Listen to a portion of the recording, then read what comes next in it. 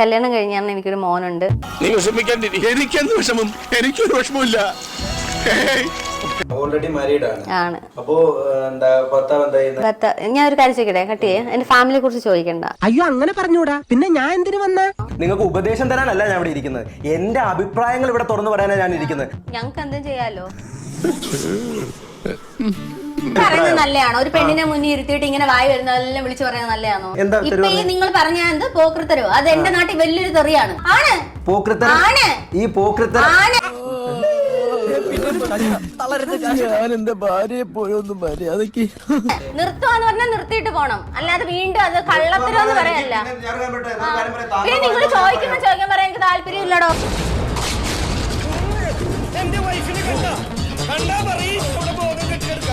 അപ്പൊ അലിൻജോസ്, ഇപ്പൊ എങ്ങനെയുണ്ട് കാര്യങ്ങളൊക്കെ?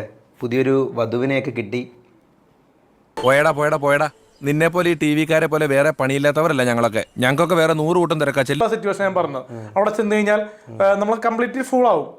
മനസ്സിലായ? ഗെയിം ഉണ്ടാവും, കാര്യങ്ങളുണ്ടാവും. താങ്കൾ ഇപ്പോഴേ ഫൂൾ അല്ലേ?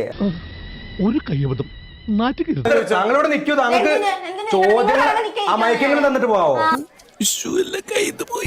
തിരുമേനിയോട് യാത്ര പറഞ്ഞില്ല. ഇവിടെ ഉണ്ടായിരുന്നോ? പിന്നെ ഞങ്ങൾ അങ്ങോട്ട് പോയിട്ട് അടുത്ത ശനിയാഴ്ച വരാം. ശരി.